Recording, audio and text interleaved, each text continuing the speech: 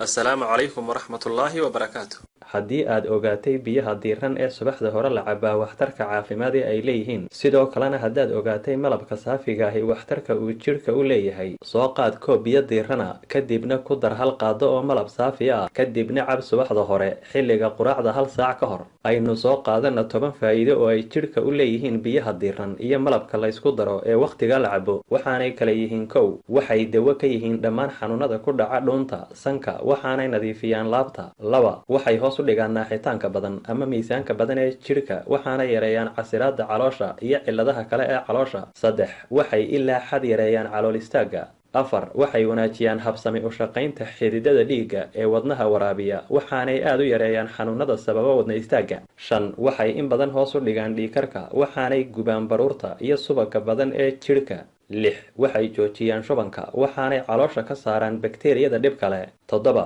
waxay jidhka siiyaan nashaad iyo firfircooni badan sideed waxay wanaajiyaan caafimaad qabka diirka sare ee jidhka sagaal waxay jidhka ka caawiyaan inay si fiican u shaqayso ogsajiinta jidhku toban waxay keliyaha ka ilaaliyaan inay yeeshaan quruuruxa ama dhagxaanta gasho keliyaha waxaana baraarujin mudan laba arrimood oo kala ah biyaha aad cabbaysaa waa inaanay noqonin biyo ilaa xad kulul iyo arrinta labaad oo ah malabka aad isticmaalaysaa inuu yahay malab saafi ah dhinaca kala liin dhanaanta ayaa iyaduna ah geed ilaahay subxaanahu watacaala inooga dhigay mid jidhkeenna u leh waxtar aynaan soo koobi karin haddaba koob biyo diirana oo aad ku tuujiso jeex liin dhanaana kadibna aad cabto subaxdii intaanad wax kala cunin ama cabbin ayaa waxay jidhkaaga u leeyihiin faa'iidooyinka soo socda waxaanay kala yihiin faa'iidooyinka ay jidhkeenna u leeyihiin koob biyo diirana iyo jeex liin dhanaanahoo la isku daray kadibna la cabo subaxda hore marka aad isku darto koob biyo diirana iyo jeex liin